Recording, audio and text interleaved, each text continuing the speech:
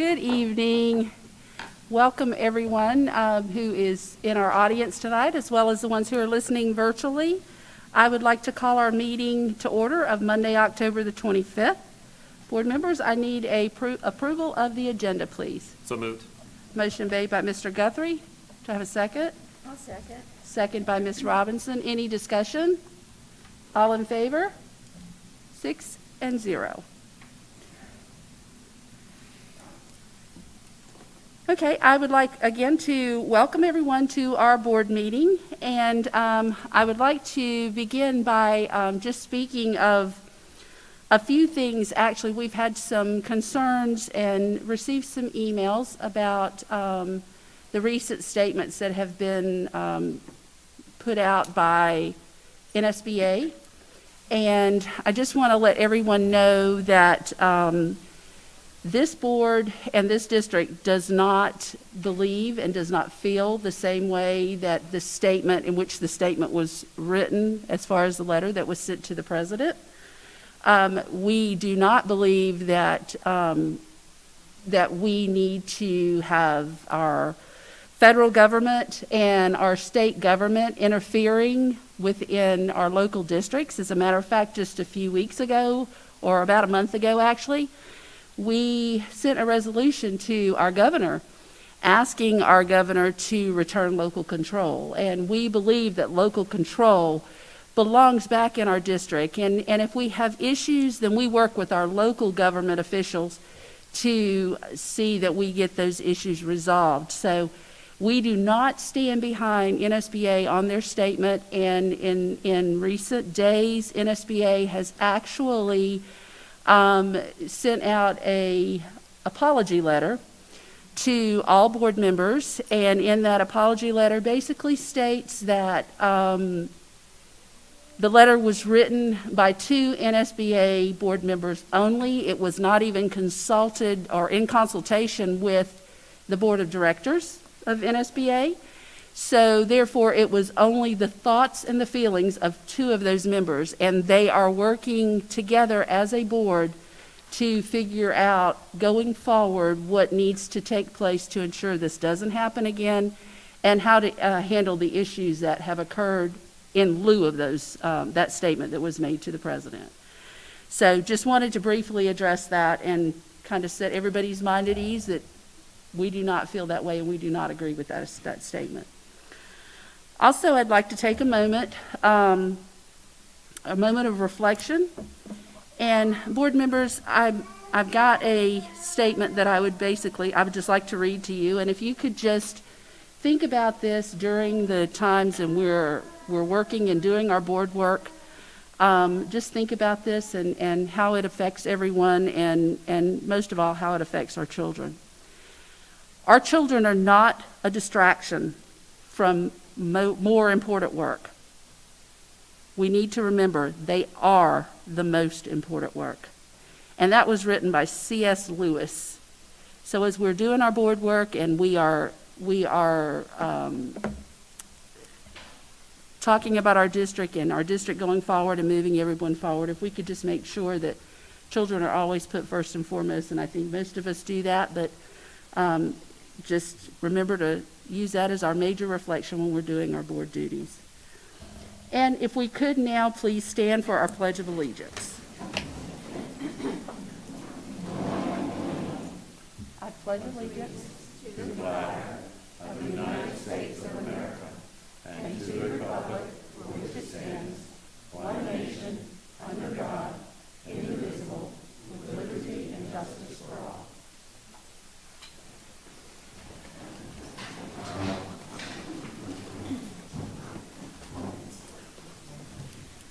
Okay, we will move on to our school highlights. Ms. Rayner.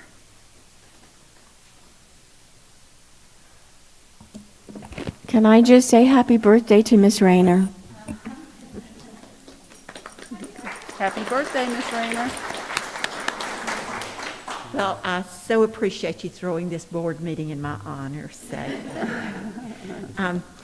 Chairman Hughes, members of the board, Mr. Pye, we are going to celebrate an achievement of one of our teachers. this evening who is in a category by herself.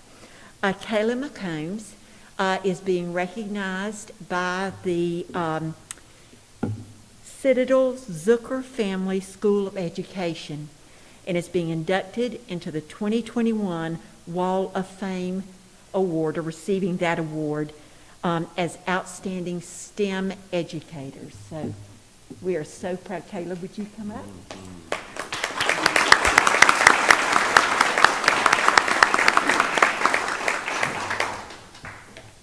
Kayla joined our district at Windsor Hill, where she began there teaching 5th grade and now is teaching 3rd grade. That was in 2017, I believe, when you joined the district. Kayla has already certainly distinguished herself in the field of STEM education. I know everyone's familiar with the district's vision and certainly the mission to have STEM programs in elementary, middle, and in high school. Kayla has certainly embraced that goal, and through her work with the Citadel over the past 3 years has tapped into grants, resources that the Citadel School of Education has provided, such as kits, instructional programs, and all to share, not only to use in her classroom, but share with her colleagues at Windsor Hill, and has certainly established a viable program there that I know Mr. Nooner is quite happy about. But Kayla was surprised last Wednesday with a contingent from the Citadel who came to Windsor Hill to present her the award in front of her colleagues and in the Windsor Hill family. But she will be formally inducted November the 4th, program which is going to have to be virtual this year, but it still does not take away from this distinguished award that she's received. So, Kayla, we're so very proud of you and the role model that you are, not only for our students, but for your fellow teachers, to embrace those resources and put them into the classroom. And I'll have to say that Kayla joins a very exclusive club in DD2 because our own Joe Pye received and was inducted into this Education Wall of Fame in 2013 as a champion of education. So you are joining a very distinguished group. So Kayla, thank you so much for all that you do, and we appreciate it. My dad, Coach McKissick, was in that too. So you're in the one young lady and 2 old men. That makes for good talk.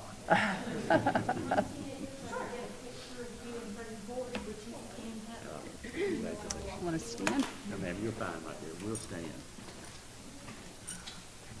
Come in.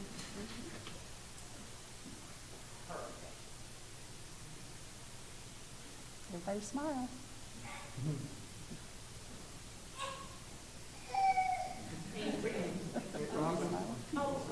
Oh. I apologize. Either that or you could, can I just get one from you? Stop. I'm sorry. Congratulations.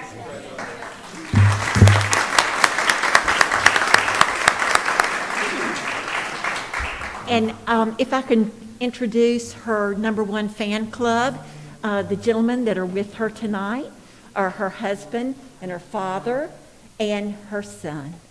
So we're so glad to have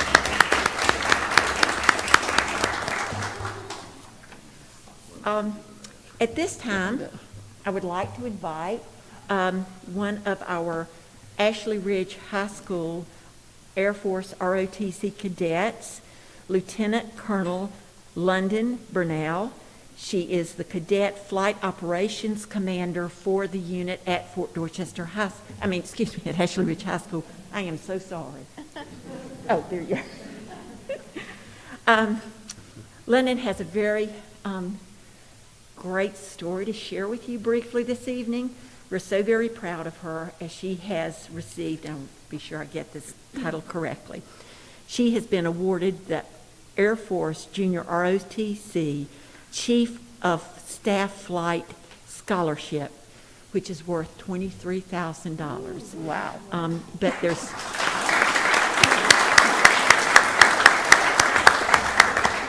But there's so much more to it than that, but I'll let her share with you. London?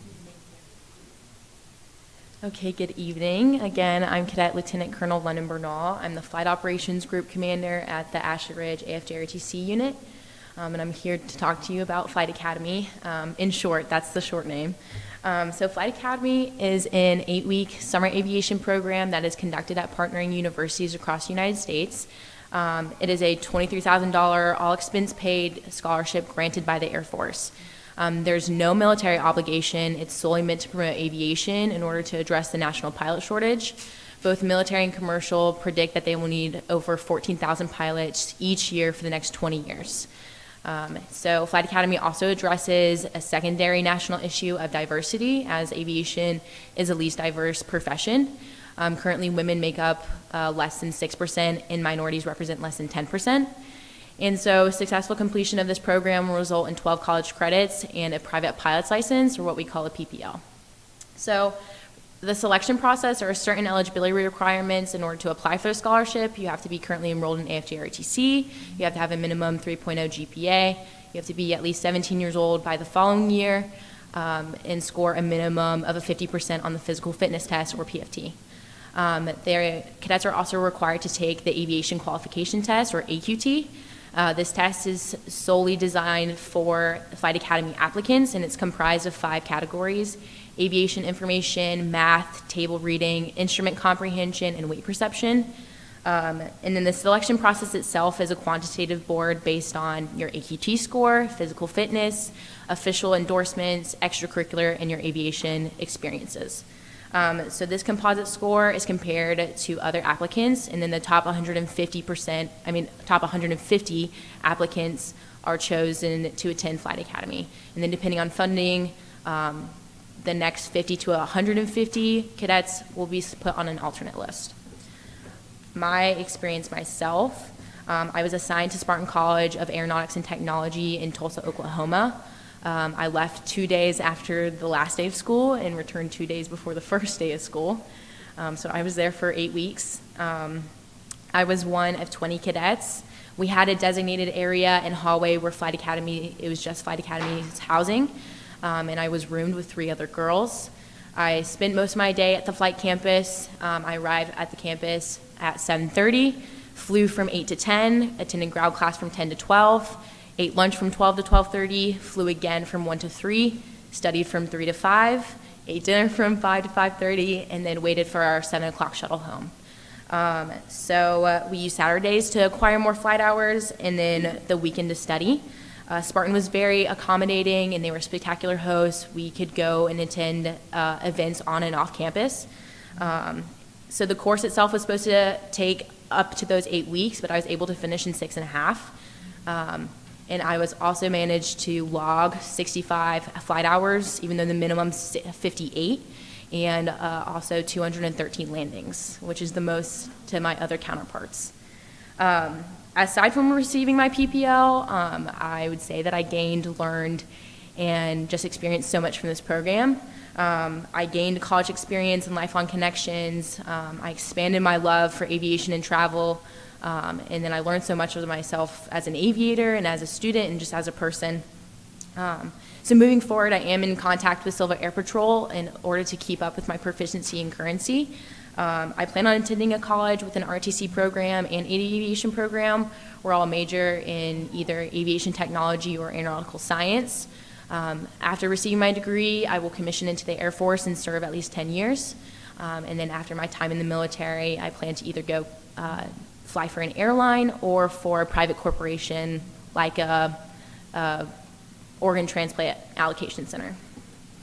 So our Flight Academy at Ashley Ridge, we have a program within our unit to help cadets with the application process. We encourage students to earn their drone license during the summer and early fall. The material learned for this license is similar to that would be on the AQT. And it also familiarizes students with the FAA websites that they will be using their entire career as aviators.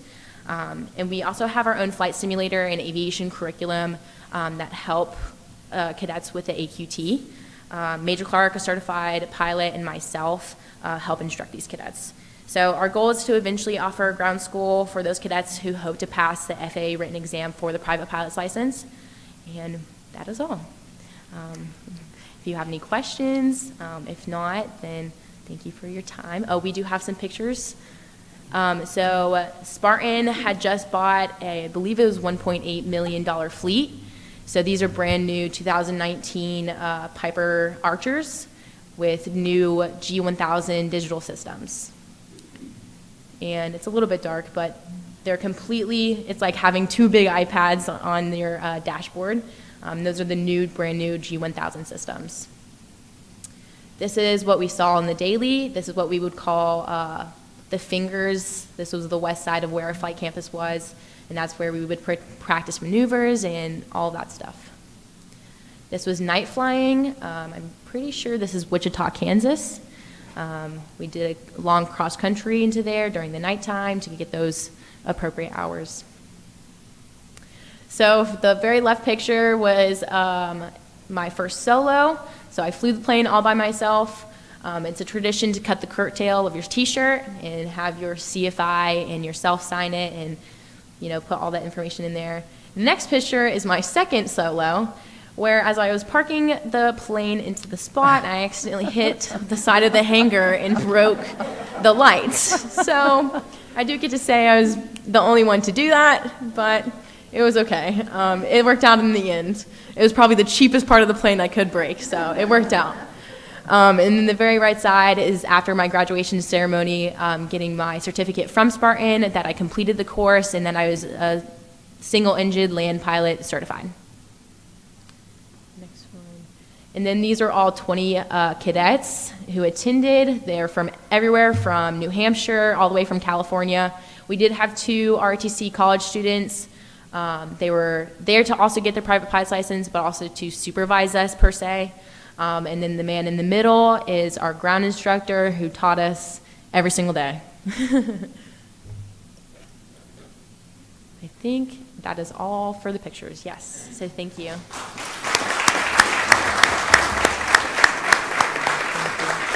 could we get a picture of you? Yes, we could get a picture. I'll place these there. Sure.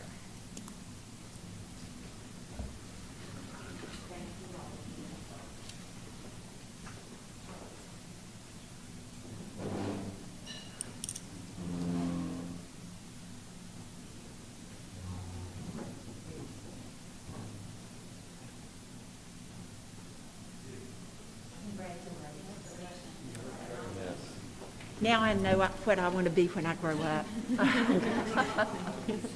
Thank you, Ms. Hughes. Thank you, Ms. Rayner.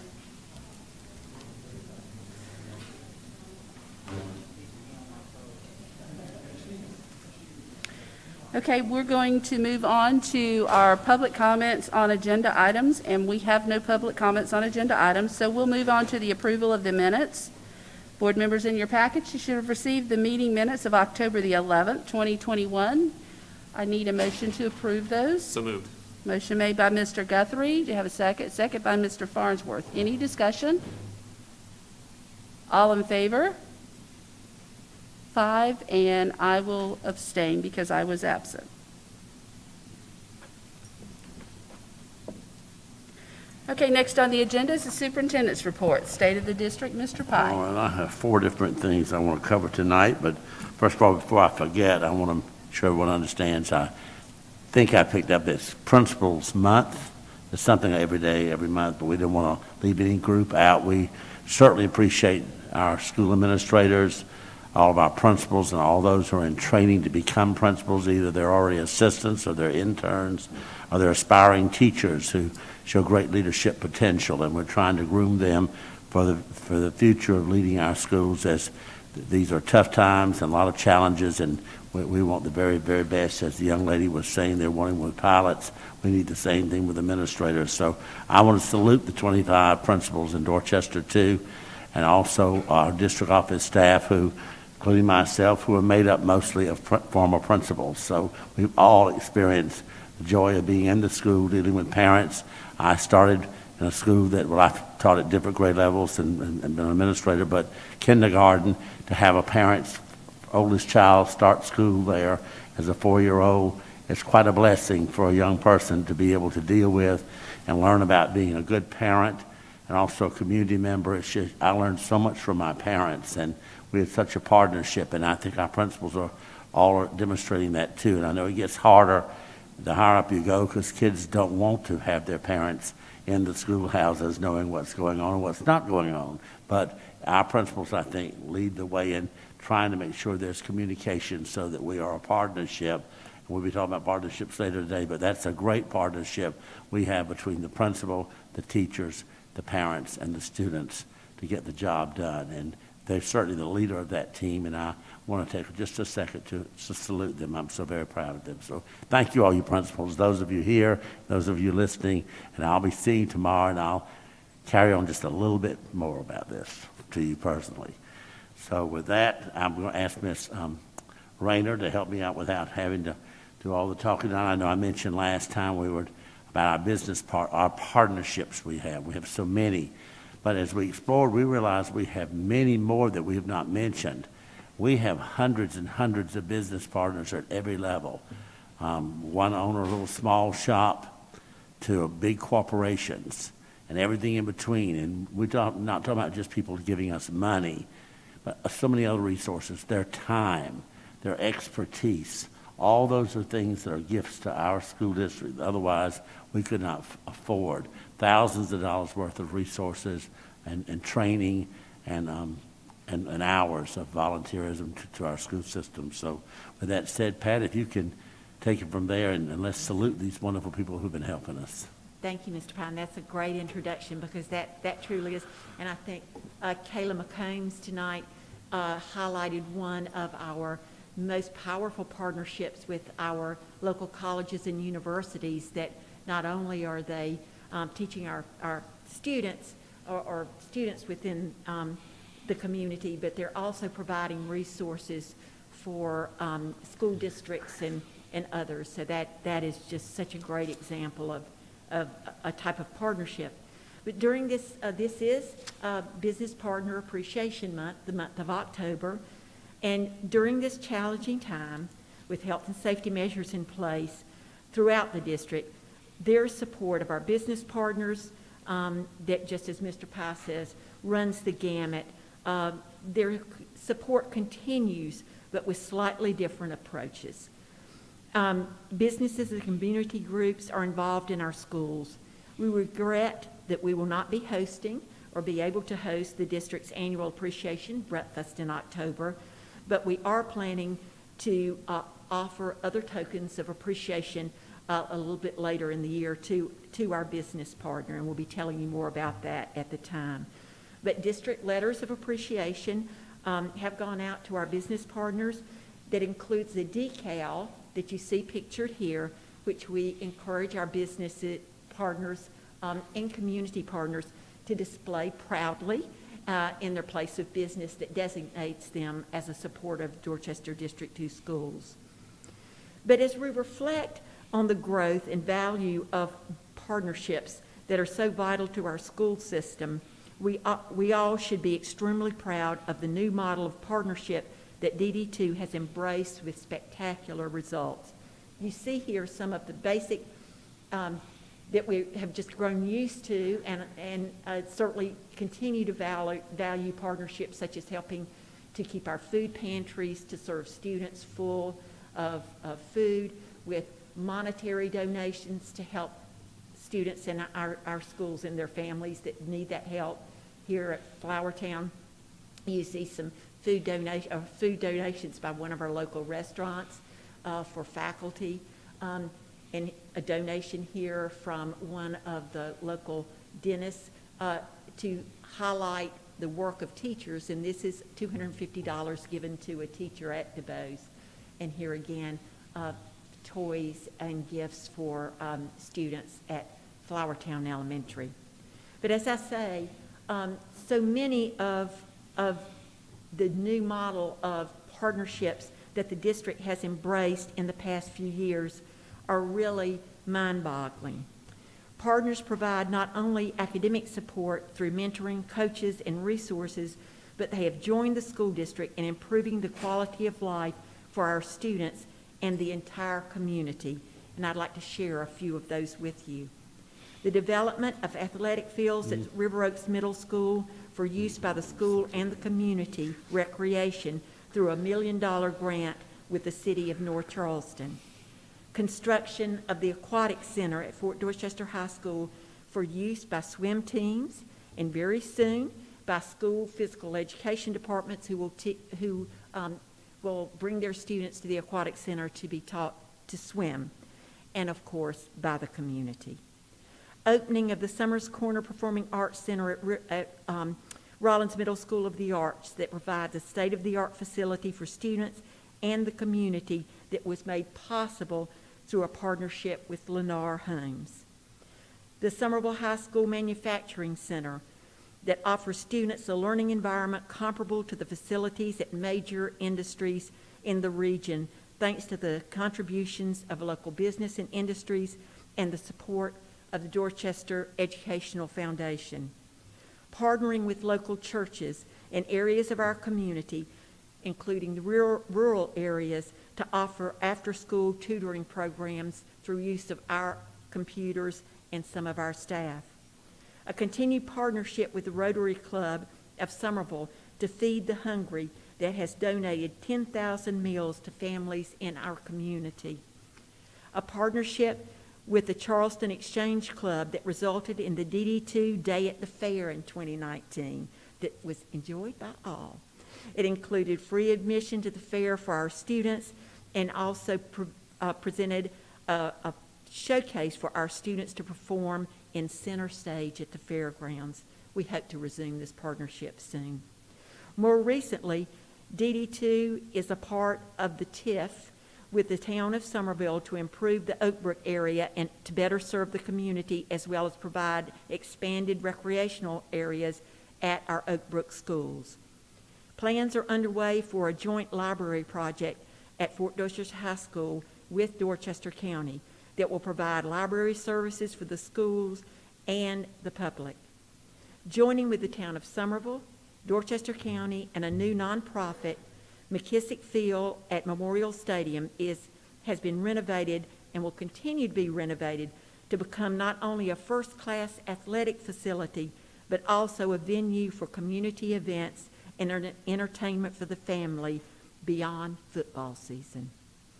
These collaborations have proven that sharing of resources can benefit our schools and the citizens of our community, and it's just the beginning. So we're very proud of these collaborations that and thanks to the school board for their support in these efforts with governmental agencies and certainly the leadership of Joe Pye. It's a very exciting time to be a business partner in our district. Pat, because they're coming up in just a second, I want to recognize our partners at SCIP that deal with us. Yes, sir. That's been a wonderful program. The Children's Center here in Somerville, too, great partnership with them. We have a partnership with our police, our county law enforcement, with our SROs in that program.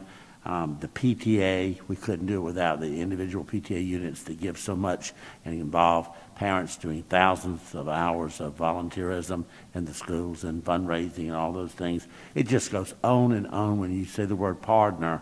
We could have, tonight I can mention 100 names and be sorely missing hundreds of others. It's just, you name them, they're a partner in some way, either with the school district office as a whole or with individual schools. Some of the schools might be a partner with Walmart, maybe 6 of them. Walmart is their partner.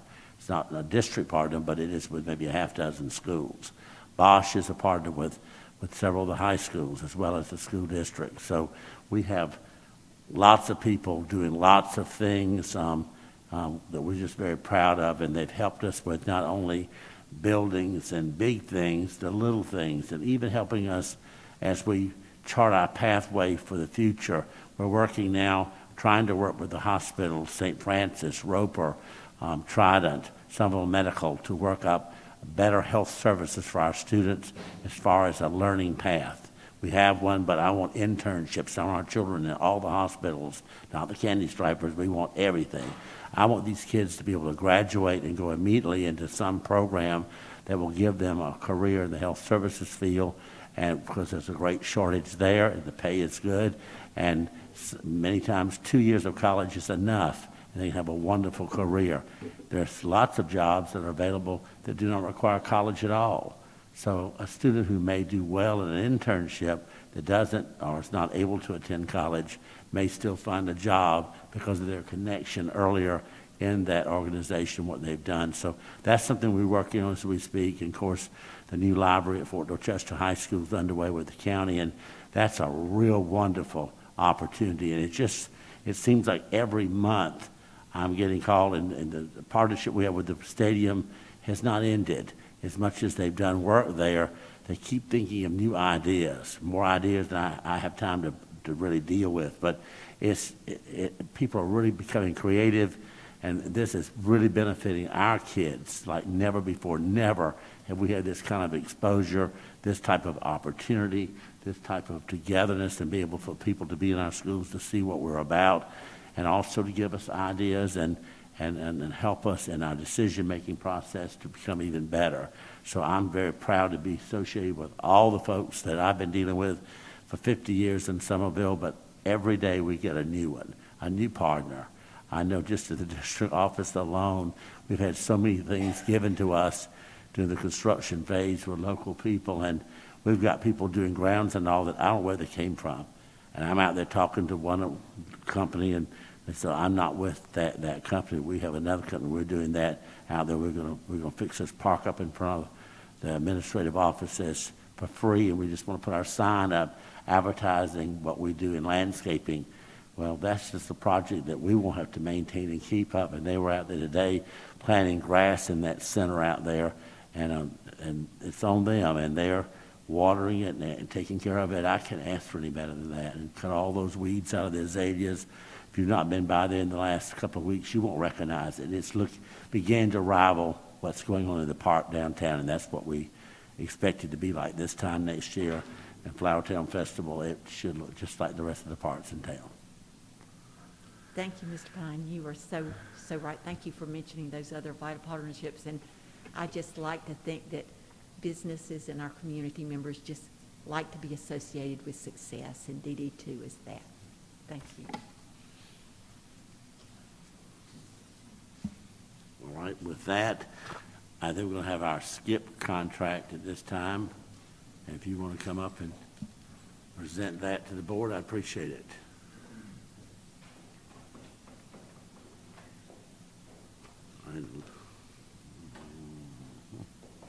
Oh, it's a skip report and then the contract. Yes, hello. Good evening, school board members and Mr. Pine. Thank you for this opportunity to be here, and thank you for helping us out, Ms. Smith, to be accommodating. And there's a lot of things I could say, and I try to keep it short each year, but we're entering into our 42nd year, which is incredible to me, that we've been having this relationship and this contractual relationship to serve the students in Dorchester District 2 for entering into 42nd year. So I'm no stranger to coming before you and meeting with you and being a partner. Matter of fact, I'm going to miss the partners breakfast. Y'all do a good job with that, and I eat a lot. Always enjoy that. So, but again, I am Sammy Miller, Executive Director, and this is Sarah Larrabee, our Associate Director, and she'll have a few things she wants to say after we talk about the contract. We'll be brief. Ms. Robinson had asked Sarah to say a few words, and I want to say I commend you, Ms. Hughes, in the beginning, what you had to say as you started the meeting with the district's stance. You can handle your own business, and I know that from being a member of the community, and you do it very well. My counterpart in Pickens County for many years, we were close friends. He retired a few years ago, and he was on the school board in Pickens for 8 years, so I had a good bit of insight. We were very close friends, and when I might be frustrated, the school board would approve something, and Mr. Pye would approve it, and sometimes we couldn't. It took a while to get things done, and he helped me understand how districts work, and you got X amount of schools with different things that need to be implemented, just being honest about it. And we'd finally get where we wanted to get, but I didn't have any insight into what it's like to be a school board member or implement policy. It works well, but it takes a while sometimes to get things working through. You know that better than I do. But The contract this year, there's no difference, there's no changes in that. I appreciate, again, being a partner, working with you all. The students are, as you said, that's the only reason you're here, because of the students, and C.S. Lewis is someone I've read about for a long time, many years, and has a lot of words of wisdom, and anytime you quote that, you're on the right track as far as I'm concerned. So, but the students are why we're here, and that's what we're here to take care of. And again, we enjoyed this multiple-year partnership with you over 42 years, and we look forward to continuing that on. I've already signed this, and Ms. Smith has helped me with that. I don't know how, you want me to just, well, you may have some questions about it. It hasn't changed, but if you've had a chance to look at it, if you have any questions or comments. I think we actually have the original copy here, do we? Okay, all right, so, because we have a signed one up here as well, so yeah. All right. And I don't know if you have any questions about again, it hasn't changed. It's been pretty much the same for all these years. I would like to just say one other little thing that I say it every year, but the SCIP Advisory Board, which Ms.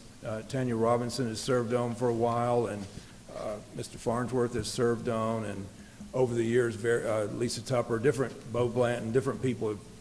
It's great to have board representation on that SCIP Advisory Board, but those are the ones that are real experts, because most of it, we have Sarah chairs it, and we have Beth Cunningham, our primary SCIP counselor, and Chris Rollison, our prevention person. Other than that, it's your assistant principals and guidance counselors and your representation, and the real experts are in that meeting and having board representation. So anytime you have a question throughout the year, maybe you certainly can contact me, but your SCIP board really are the ones where the rubber meets the road with that. So if there are no further questions, then turn it over to Sarah to give her report.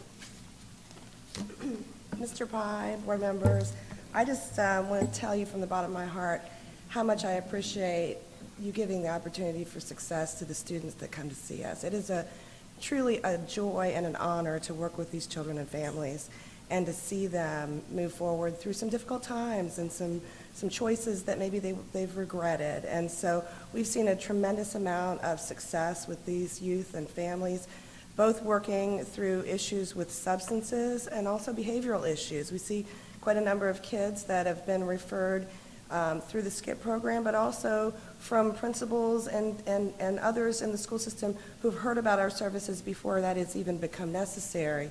And that's really important, because seeing these kids early, it really helps us to do the most that we can to help them and their families. So I just want to thank you so much for this opportunity always to provide this program and these services to these children and their families. I also want to say that I really appreciate the schools working as closely with us as they do to provide us ongoing information and support, and for referring these students. We work really well with all of them, and we really appreciate their commitment to the program. While I'm here, I also want to say something about an initiative that's been going on for a little while that you've probably seen television advertisement about, billboards perhaps, and it's called the SC Hopes program. It's a collaborative between the Department of Mental Health and the Department of Drug and Alcohol Services in this state.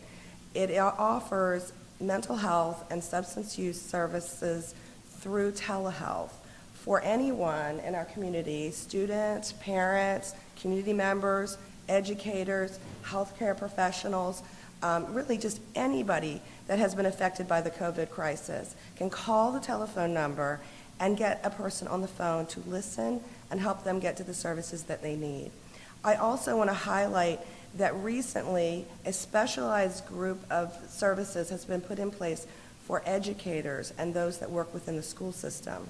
And so calling this number and getting the telephone line that you would receive when you call this number, if the person is to mention that they work within the school district, they will be funneled through a specialized set of services, one of which is a telehealth group that happens every Wednesday at 4 o'clock to help those teachers who've been through something that no teacher's ever experienced before in terms of trying to educate students through this pandemic, And what they're focusing on is discussing the common struggles and difficulties that teachers and school professionals are dealing with, exploring coping strategies and best practices in working with students during this time, and sharing pandemic and health-related information, as well as well-being practices for the educators and the school personnel.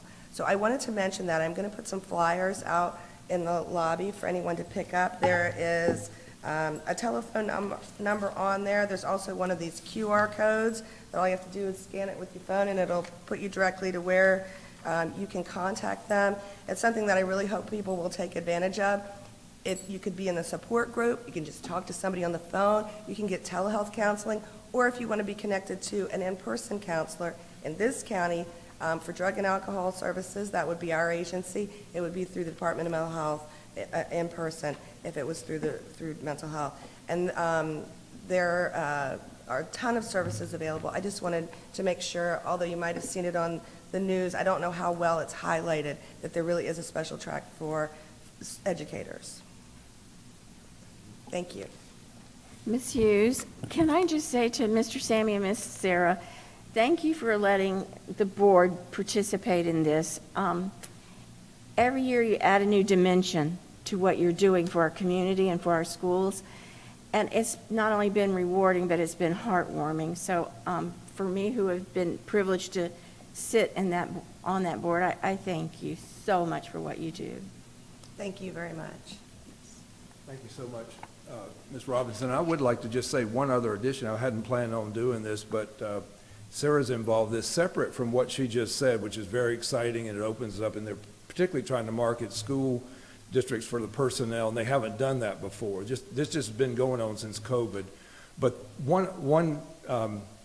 remove one step from that, I did get a call from our state director, and she wanted to pick one alcohol and drug commission that would pick one alcohol and drug counselor and end up being Sarah, one mental health counselor, and one psych nurse for the whole state to handle just doctors, nurses, and respiratory therapists who were struggling with COVID with alcohol and drug or mental health issues. And so we were honored to be the person. I'm kind of bragging a little bit, but we were chosen, and the state director said, if you say no, I'm not sure who I'm going to call next. So we certainly said yes. And so there's two going at one time. One is for the general public and now trying to highlight the schools. One is for doctors, nurses, and respiratory therapists that have been struggling with those issues through the COVID.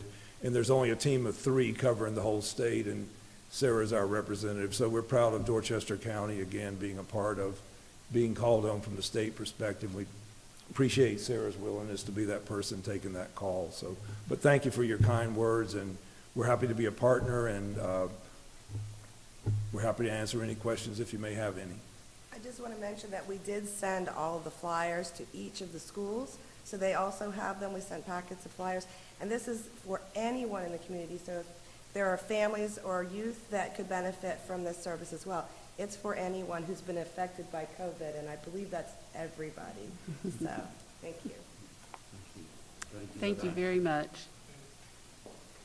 All right, one more thing, and then my part will be concluded.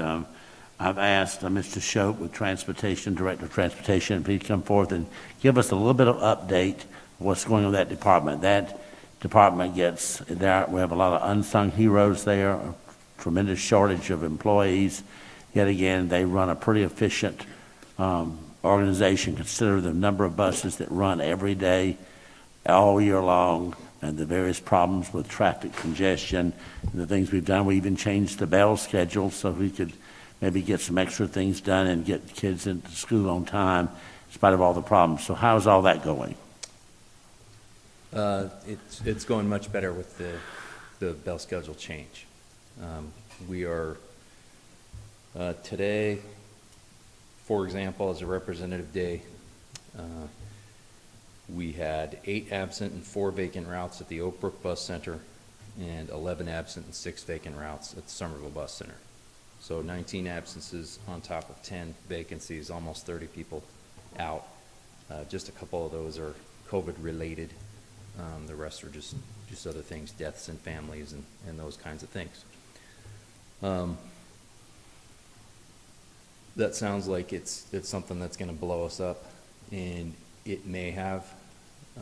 In the past, it would have been a lot worse.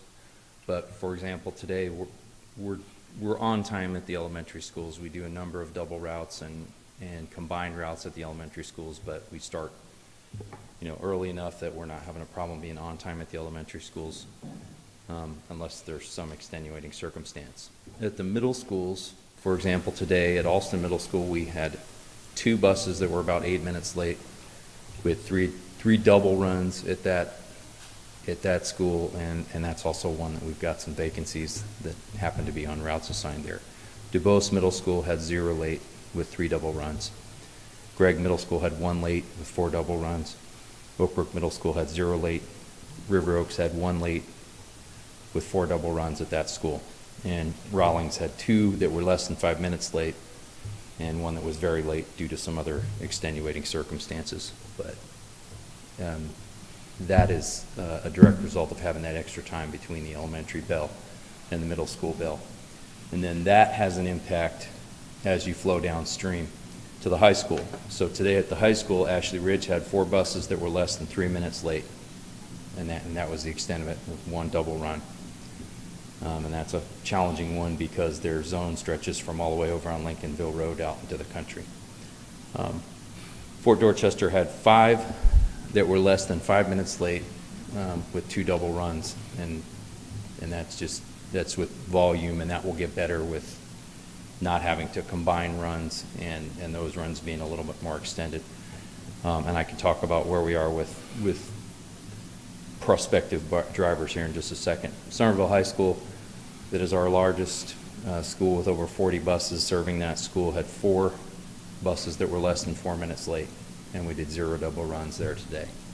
So it's made a huge difference to have that big extension between the elementary and middle, and then that just about the same time, just a little bit longer at the high school, is helping us be on time, get the kids on time to school.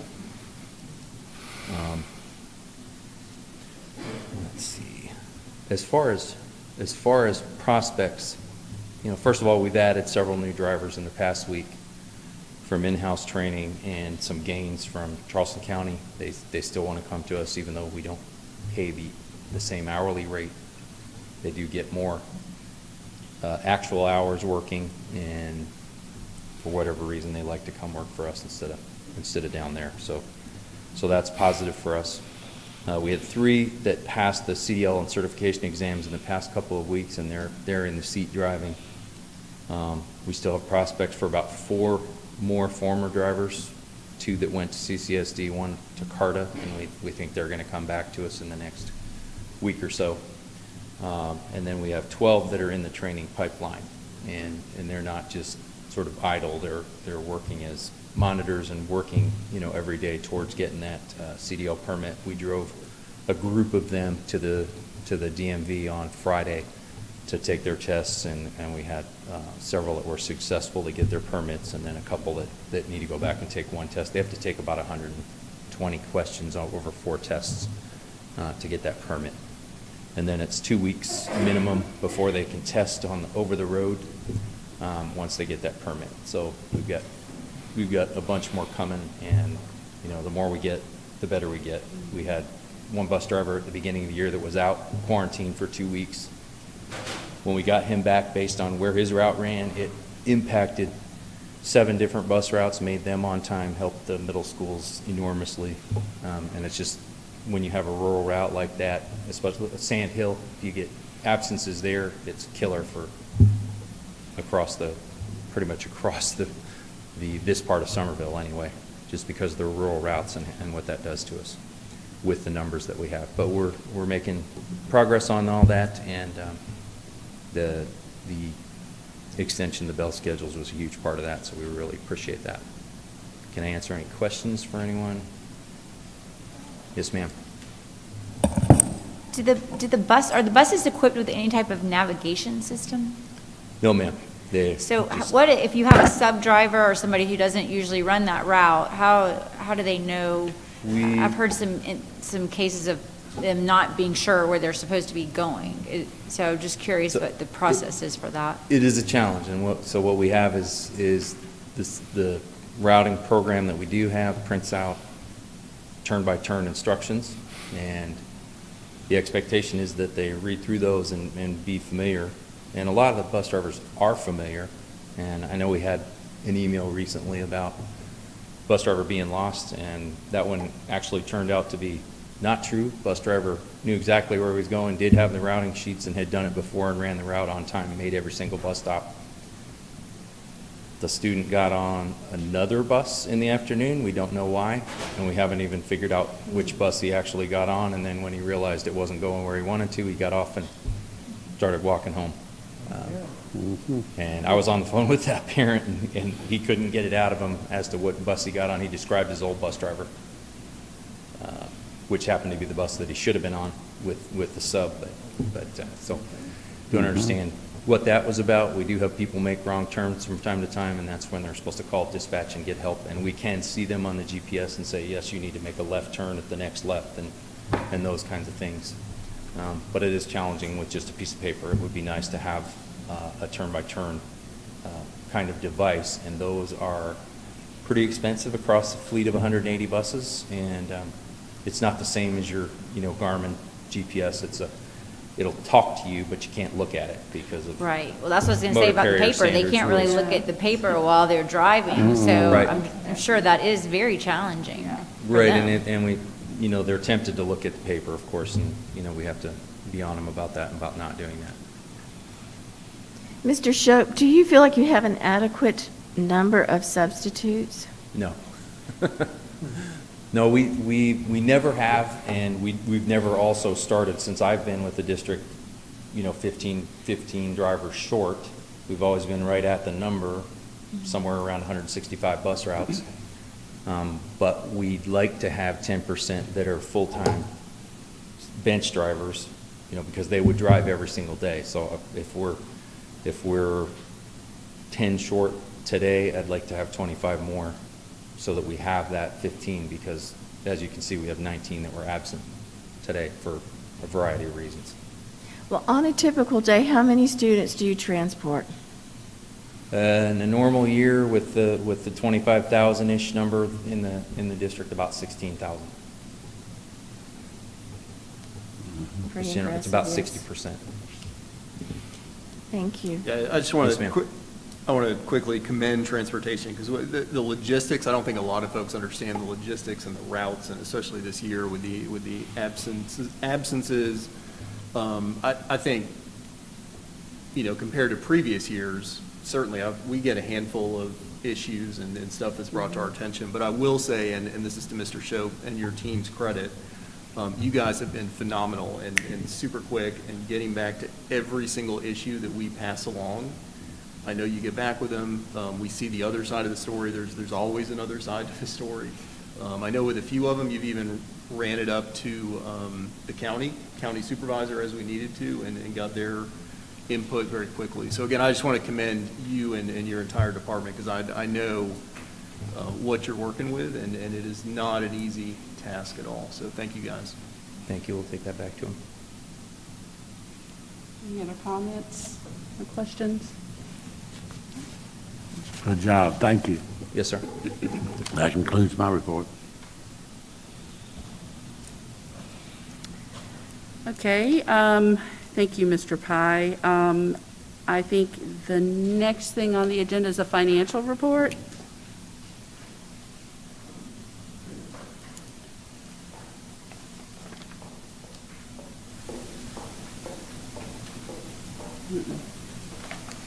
Just getting a last-minute update from our financial advisor, make sure I do this correctly. So first item that we had in your board packet, board members and Mr. Pye, was our financial sheet, our financial report as of August 31st of 2021. As you can see, our total assets as of that date are $45,707,933. We have an increase in our investments account, as you can see from last year.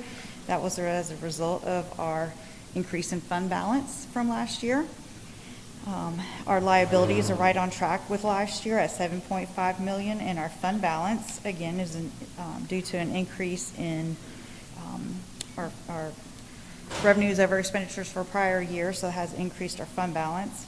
And it's important to note that we should keep a healthy fund balance, because as you can see, our revenues over our expenditures for the month of August left us in a negative.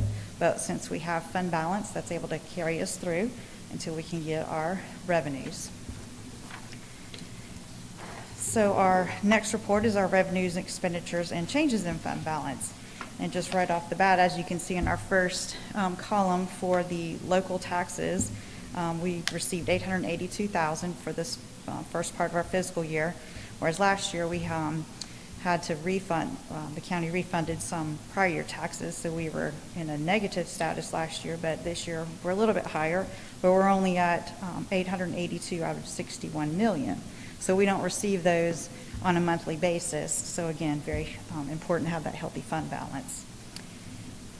Our ideal percentage that we should have received for revenues at this time is about 83%. That would make us month over month 83%. But again, we don't receive our local taxes until December or January. Our expenditures are right in line with last year. You'll note that while some of our revenues don't come in every month, some of our expenditures don't go out evenly every month. So in our business services line item, you can see this year same as compared with last year.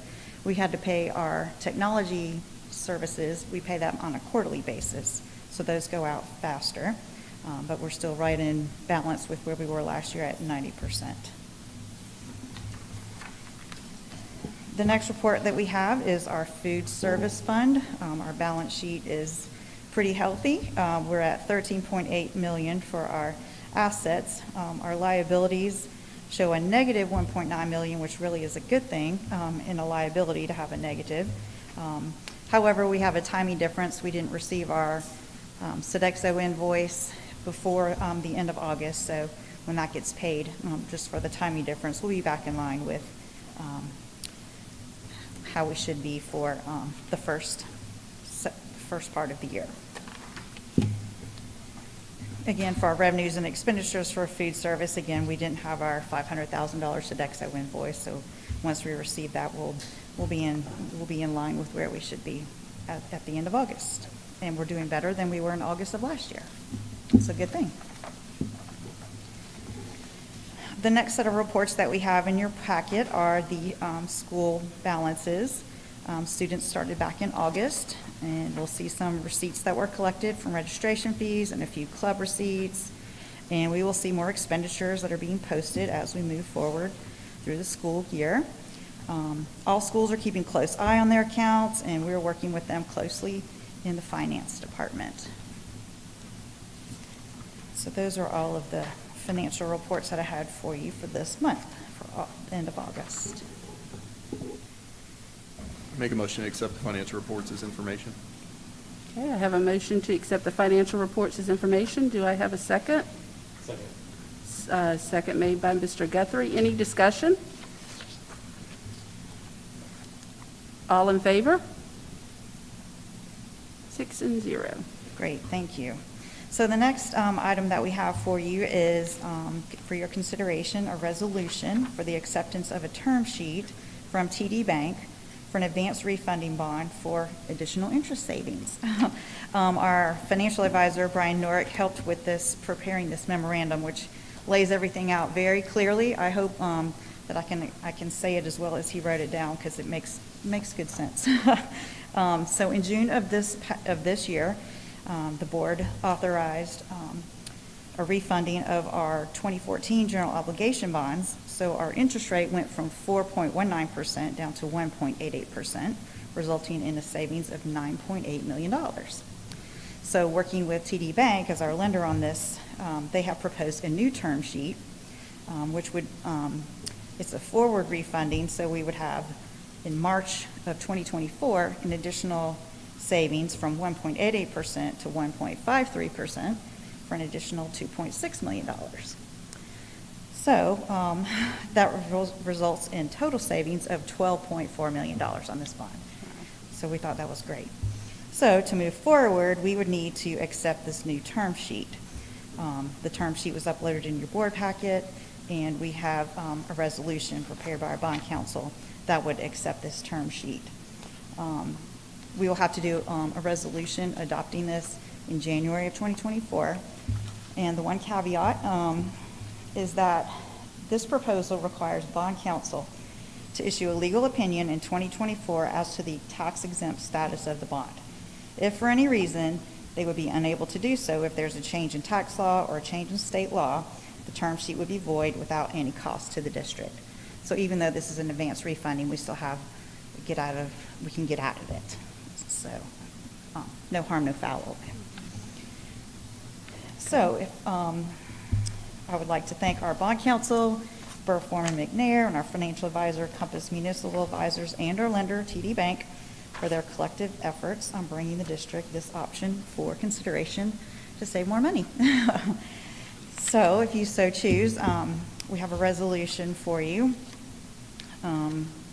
If you would like me to read a portion of that, okay. Whereas School District Number 2 of Dorchester County, South Carolina, issued on June 17, 2021, its $134.3 million tax GO advance refunding bond series. And whereas a portion of the proceeds of the 2021 bond were used to advance refund the school district's original principal amount of $140 million, whereas on or about the time of the redemption of the bonds to be refunded, the school district has the opportunity to also refund the 2021 bond and issue a tax-exempt bond. Whereas the school district has received a proposal dated July 26, 2021, a copy of which is attached here to you and incorporated herein, from TD Bank to purchase the 2024 bond. And whereas the school board will adopt a resolution authorizing the 2024 bond prior to its issuance, now therefore be it resolved by the Board of Trustees of the school district as follows. The school district hereby accepts the proposal, subject to all of its terms and conditions, including but not limited to the issuance of the 2024 bond, is contingent upon the successful results of a public sale, and the school board will adopt a resolution authorizing the 2024 bond prior to its issuance. Okay. I need a motion to adopt the resolution as written. I'll make that motion. Motion made by Ms. Robinson. Do I have a second? Second made by Mr. Mitchum. Any discussion? Questions? All in favor? 6-0.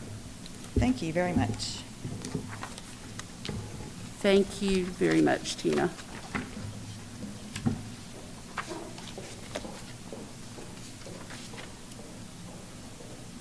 Okay, next on the agenda is our facilities and construction report. Mr. Souls. Good evening, Madam Chair, members of the board, Mr. Pye. Touch on a few things that have been lingering. Somerville High School fire alarm inspection. We have the inspection tentatively scheduled for the 20th through the 22nd of December. That's been all over the place, but we have to wait until we have absolutely no one in the school to test the fire alarm system, because that's what the state fire marshal requires. At the new district office, the general contractor is working on the punch list, and they're making very good progress there, and we have a third-party inspection on Wednesday, and hopefully OSF will accept that third-party final inspection as the final inspection, and we can get our certificate of occupancy from that. The other thing I want to talk about is our new middle school, and we've got a few pictures on that. They've been hanging steel and putting up block, and they're about through with all the underground work. They've got the footings done on the third wing. They've poured the slab on the third wing. This week they're going to pour that slab. They're putting block up. They've got actual steel decking on the roof of the cafeteria and the kitchen. That's the picture in the lower left. The upper right picture, you can see, get a pretty good perspective of the entire site with Beach Hill Elementary over to the far left, and a little strip of woods there where the wetlands are, and then the new middle school going in behind that. There's a plethora of activity on that site. It's a very busy place, and you have to be very careful when you're out there, because they're moving steel and they're moving block and they're pouring concrete, and it's all going on at the same time in many different places. It's and it's just a very well orchestrated set of activities they have going on day in and day out there. Last week, they averaged about 65 workers on site. Some days there were as many as 75, and some days there were as few as 50. But it's just a lot of stuff going on out there. It's a lot of moving parts. We've actually gone through, last week, we had Dominion Energy. We moved the power lines that feeds the neighborhood adjacent to our site. We had that power line moved over farther onto our land, and we're going to start working on that buffer in there as soon as we get the old power poles out and the power lines out. So that's going to start very soon. So that should try to keep the peace out there as best we can with our neighbors. We try to be good neighbors. Construction is noisy. It's not a quiet business, but we're in business to win this, and the finish line is still August 8th of 2022. That's my birthday next year, and that's going to be a great birthday present for me. I can tell you that. Are there any questions for me? What about the district office? I know we're still doing work there, but can you update us on what kind of work they're doing? Yes, and sir. What can we expect in the next few weeks? Yes, sir. At the district office, the general contractor, they're working on their punch list items. Most of it is cosmetic fixes. Some of it is a few fixing a hole here and a hole there. We have our guys in the auditorium, in the boardroom section. They're very busy updating that whole area. We got the railings in for the wheelchair platforms today. I had to send one of those back, but it'll be back tomorrow. And those look fantastic. We've got another contractor working on the back of the building, back where the courtyards were. There was a lot of uneven asphalt, concrete. It's just a hodgepodge of everything that was been going on for the past 75 years back there, where we had to make utility cuts and repair utility cuts, and it was a kind of a messy situation back there. But we've got Austin Farrell. They've gone in and they're making some cuts. We're working on a courtyard area, a grassed area back there, and I've talked to a contractor last week. They do a stamped concrete, a very thin layer of concrete, and it looks like pavers, and it looks fantastic. And we're going to do that in between the wings back there, so that'll kind of hide the ugly parts that we don't want to see anymore. So, but it'll be all new concrete in a very aesthetically pleasing area back in there. And they're putting the fence in now between the decorative fence between the stadium and the district office. They started on that last week, and they're continuing that today. Probably finish that up this week. We've been doing landscaping work. We've had several different companies out there doing all kind of beautification projects, and it's coming together nicely. Everything is looking fantastic. Like Mr. Pye said, we're going to get Yard of the Month at some point. Of the decade, what you talking about? There's been a lot of work going on here, but they're workers there every day, and we've allowed them to come in normally. See, in the schools, we can't do that because of the children. So if they're working at night and the weekend, it takes forever to do a punch list. But our employees felt comfortable. Now, we told them if anybody's in their office with the door shut, you're not to go in that room. If you go into a room and someone says, I need my privacy, I'm on the phone, or I'm going to be doing something shortly, pick another place. But other than that, get your work done and get out of here, move out of here. And if you can't get an office, there's plenty of work in the hallways and the stairwells. Find someplace and get it caught up. There's a lot of touch-up paint work. It's massive as far as I'm concerned. So there's plenty of work to be done. The carpet people I noticed today, they were taking out some defective carpet in different places. So they are doing a very good job. Ed Conley has done a good job. Yeah, with this we hope they are going to be rounding that down, winding down probably in the next couple of weeks. The punch list will be. And we now have everything in that we have to have for OSF for the auditorium. See, that project was pulled out of the original. That was never in the original plan. So when we decided We would try to put new seats in there. The minute we put something in there, they all out of tact. We now have to turn everything into them. They have to come check it. So that's why the delay has been on the auditorium. But everything there, our little minor touch-up stuff can be done in 2 or 3 days. But the handicap seating and the ramps outside, we had trouble getting them from foreign countries. Aluminum is short all over the world, and we just couldn't get them. And we've had a hard time with that. And the one to the loop, what are we doing with this loop behind Somerville Elementary? Did we ever get that ramp straightened out, or what's the story on the ramp? We had to redesign that and order something that was readily available, and I'm going to sign that proposal first thing in the morning and get that going. And is it coming from overseas too? Or? A lot of the pieces and parts I hate they're having to be manufactured, and I was in speaking with our awning contractor. They're going up about 25 cents a pound on awnings. That started last Wednesday.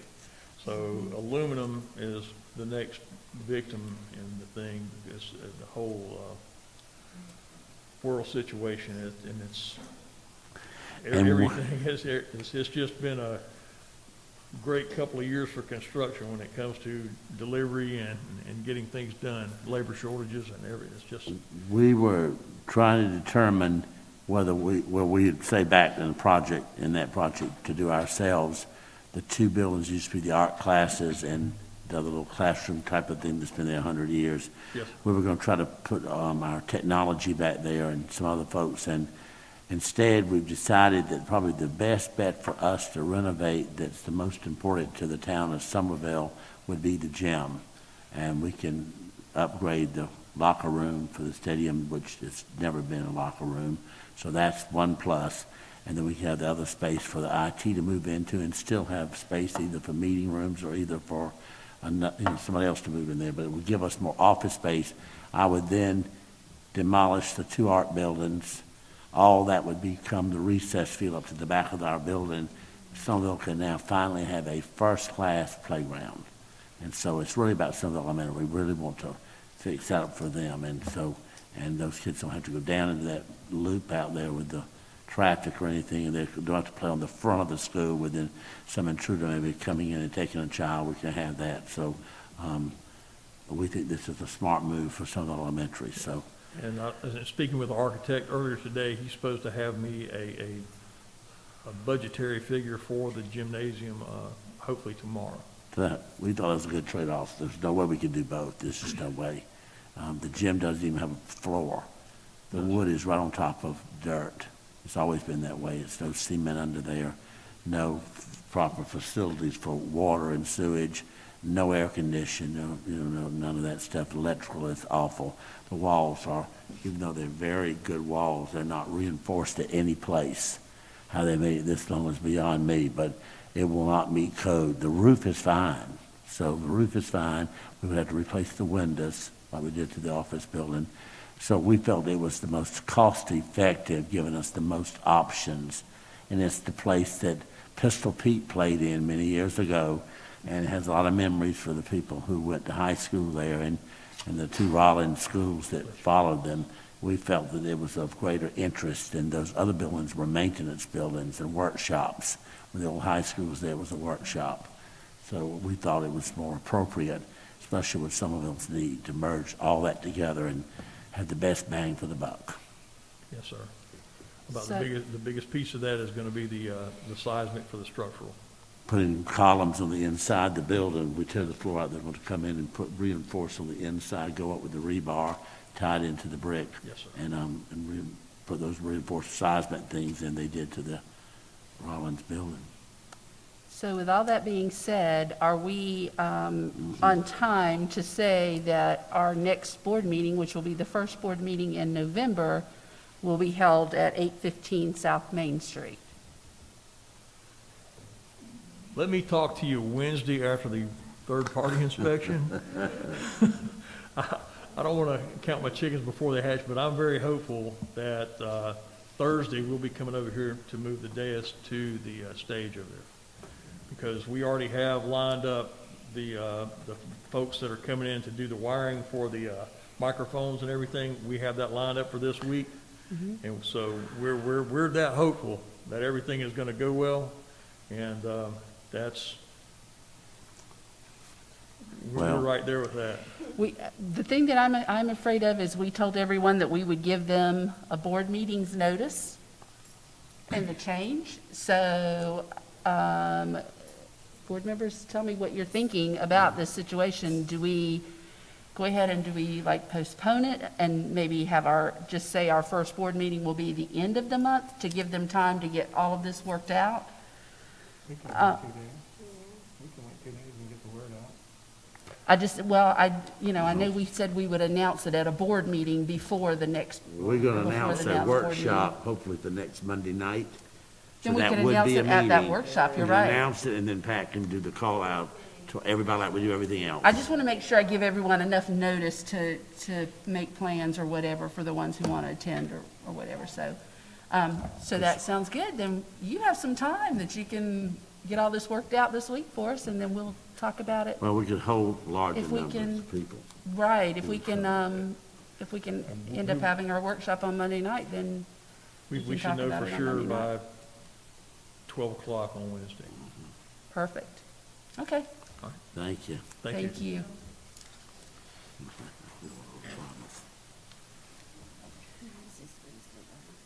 Yes. Okay, board members, in your packets, you should have received the personnel reports of the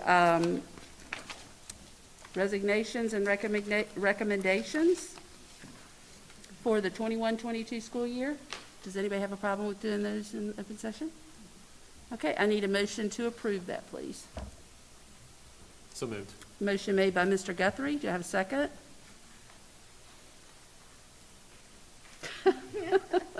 Second made by Mr. Farnsworth. Any discussion? All in favor? 6-0. Thank you very much. Okay, on to new business.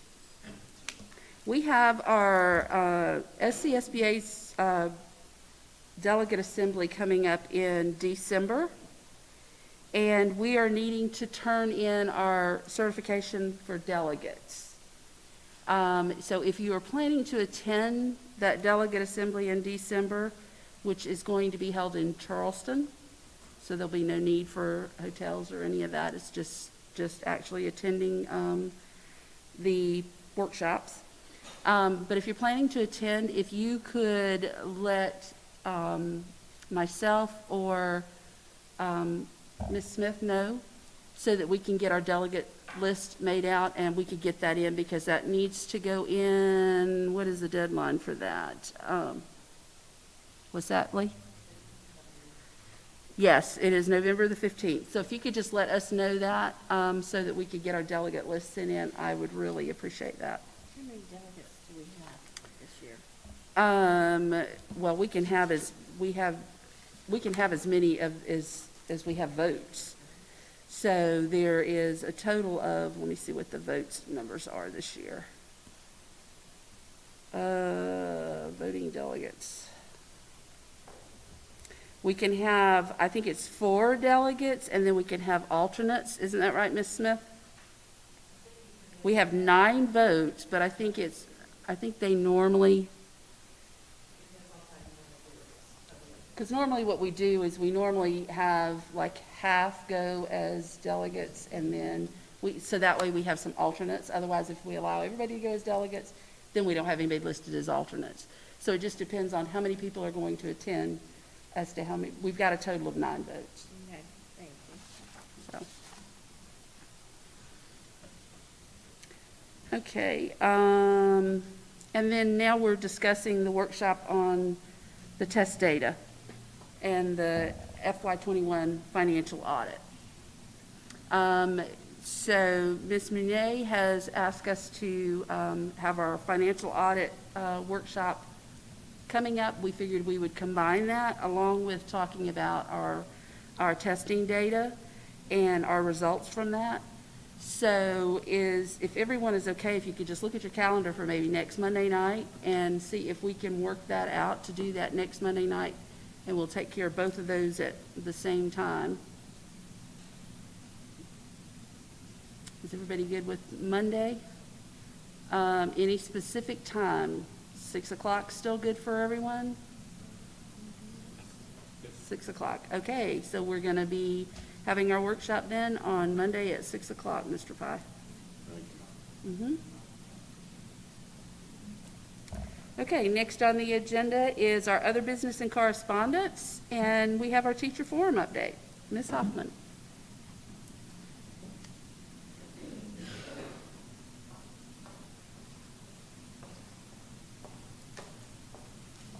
Good evening. Good evening, Madam Chair, members of the board, Mr. Pye. My name is Samantha Hoffman, and I'm the District Teacher of the Year. It is my pleasure to speak on behalf of the Teacher Forum this evening. I'm pleased to provide you with the following update. The Teacher Forum met this past Thursday evening at ARHS. The meeting began with forum updates and reminders. We discussed the upcoming mentoring event, New Teacher Night Out, which will take place next Monday night. We are so excited for this mentoring event, as we believe it will foster support and community for new teachers. In addition, forum members were reminded that applications for the New Teacher Scholarship are due by November 8th. The focus of the October meeting was on teacher advocacy. The forum welcomed Mary Rita Watson, the president of the Somerville Education Association, which is the local branch of the South Carolina Education Association, or the SCEA. Ms. Watson spoke about the importance of purposeful teacher advocacy and provided the forum with information about what the SCEA does for education, as well as how to get involved locally. The forum thanks Ms. Watson for taking the time out of her schedule to help educate us on this important aspect of our jobs as teacher leaders. The meeting concluded with committee planning breakout sessions. We will meet again in November to work on finalizing upcoming plans for our first semester goals. I will report back to the board next month and highlight specific committee projects that are underway. As always, we appreciate your time and concern regarding the forum's business. We are thankful for your time, dedication, and your servant leadership to our community. Thank you. Thank you, Ms. Hoffman. You're welcome.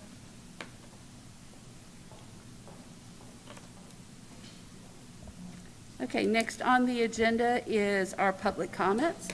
And the first comment card that I have is Mark Miller.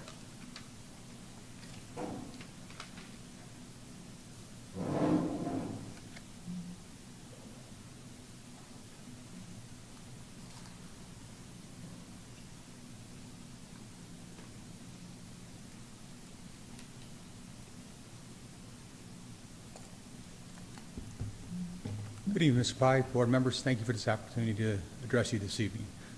My name is Mark Miller. I am a father of 2 children at Somerville High School, and I'm here before you tonight to speak about the removal of my son from class because of a possible exposure to COVID. I understand the ramifications behind a student coming to school and then finding out that they had it and the class possibly being exposed to it, and why that would happen.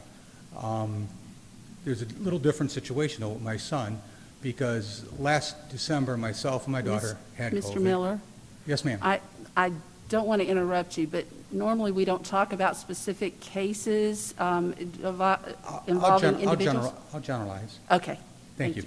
Point I'm trying to make is we were able to provide we did get a test for COVID antibodies because my son didn't come up positive being around the whole family.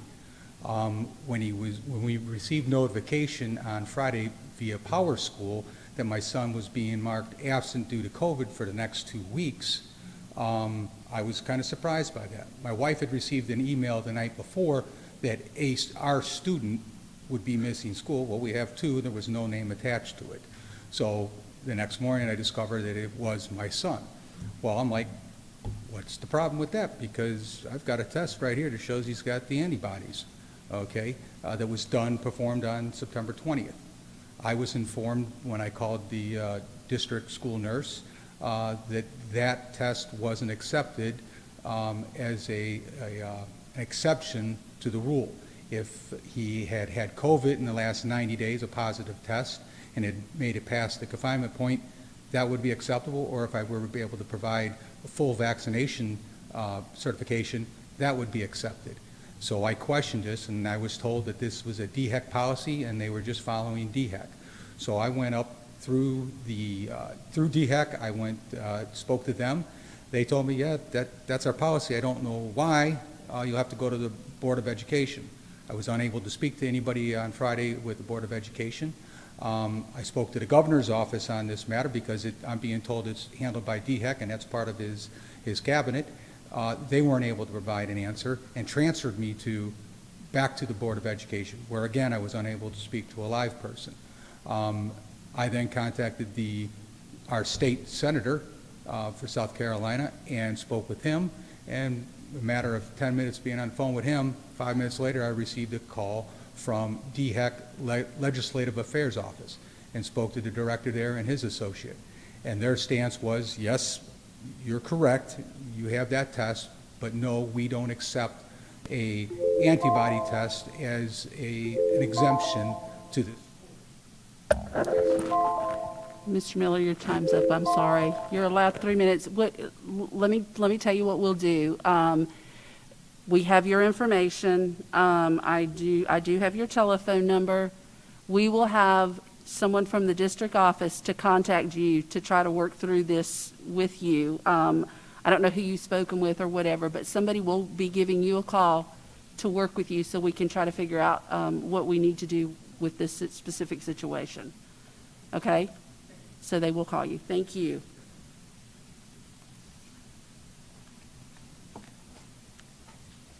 Okay, next up is Ken Greenstreet.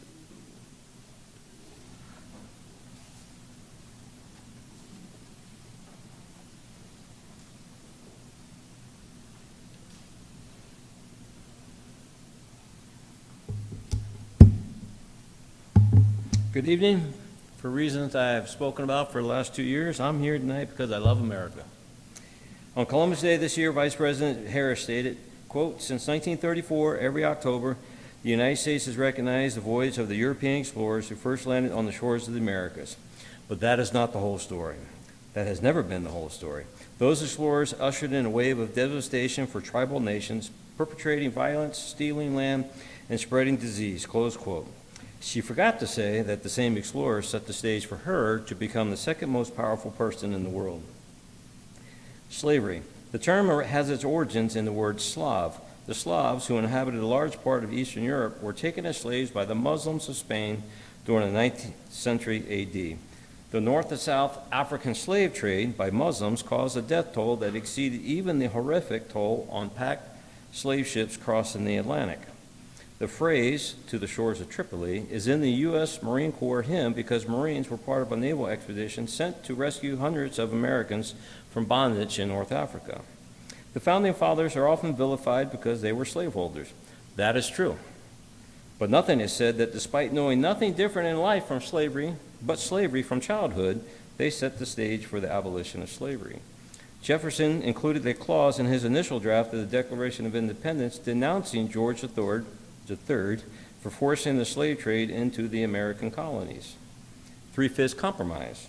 It was a tax and representation issue. Had the South won the debate and 5/5 been the rule, slavery could have lasted well into the 20th century. The Constitution, Article 1, Section 9, states that no bill of attainder or ex post facto law shall be passed. Do you know what those are? Do you know why the Founding Fathers included those in the document? You should. So should every American. Article 2, Section 1 states, quote, "Neither shall any person be eligible to that office of president who shall not have attained to the age of 35 years and been 14 years a resident within the United States," close quote. Do you know the significance of the 14 years? You should. Every coin has two sides. We are allowing students to be only taught one side of multiple coins. I wish I had 30 minutes to go into greater detail, but the questions I asked tonight are all answered in this book. I believe it is an excellent tool to teach students about the Constitution. It is a brand new copy, still has plastic on it. I'm asking that you look at this book and consider adding it to the high school curriculum. You can mark it up, pass it around. I only ask that if you don't like it and you're thinking about throwing it away, you give it back to me. Thank you. Thank you, Mr. Greenstreet. Thank you. Next up is Jason Brockert.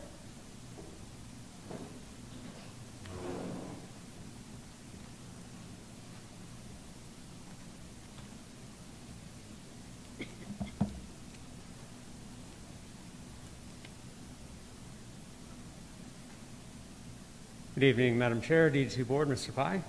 Thank you again for the opportunity to speak. Obviously, things are calming down a lot. I think we can all agree on that. We're pretty happy to not have the news crews here filming what they expect to be on tonight's evening news. What I do want to get across is that we're coming down off of the Delta peak, the start of school year peak, whatever peak we want to call it, and it's not quite time to just say we're done with this. What I want to emphasize is that this is, in fact, a long game. So what we failed to do at the beginning of the school year should be considered for future events, because we don't want to end up in the same place that we were at. Now, some of the lessons learned I compiled, I've actually talked about a few of these before, but I want to summarize a little bit because I've been up here for almost a year now doing this. Information is key. So we all get a lot of information from a lot of different sources, but when we come to a point where we say we don't really know what sources we should go with, then we should go with the experts. So when the Department of Health makes recommendations, we should probably think about following those. And then even when we're at all odds for all of that, if we go and ask the community what the community feels like we should be doing, and the community says that we should be doing a certain thing, and that also happens to coincide with what the health experts say, it's probably a good idea that we do that. So while we're past it now, these are things to think about for in the future. Transparency is highly valued by the community. So the amount of information sharing that we have, and actually I really like the changes that have happened with the website. Things are seeming much easier to find, much more user-friendly. Concerning, and I know I've talked about this before, the COVID data, and DD2 actually does a much better job than pretty much every district that I've looked at in the entire state. That said, it's not too hard to add trend graphs and things like that to make that chart of numbers make sense to more people than who look at chart of numbers. What we've asked for previously, and I've not been able to find it, we talk about the HVAC improvements that have been done, and we've put in filtration equipment. But it would be really nice for anybody that wants to know a little bit more about what that really means, that understands what that means, to be able to pull up what that really means with some specifications and something quantified. Board meeting minutes that are posted are often lacking a little bit of substance, so the only way to really read through and find out what's been spoken about previously is to go to the videos, which we all know what happens when we go to the videos and look through hours worth of video. Choice is important. There's more than just two sides. Things that have been made binary decisions should not be made so binary. It's what divides us. So at the end of the day, we need to learn from our mistakes so that we don't repeat them. Let's think ahead for the next time. Thank you. Thank you, Mr. Brockert. Okay, board members, I need a motion to go into executive session for legal advice on pending litigation. So moved. Motion made by Mr. Guthrie. I need a second. Second by Mr. Mitchum. Any discussion? All in favor? 6-0. We will be returning after executive session for any actions as required from the executive session.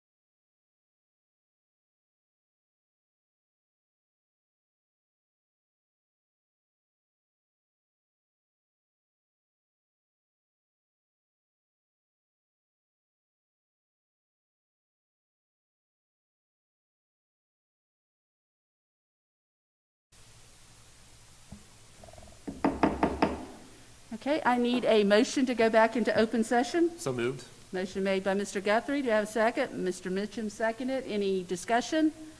All in favor? 6-0.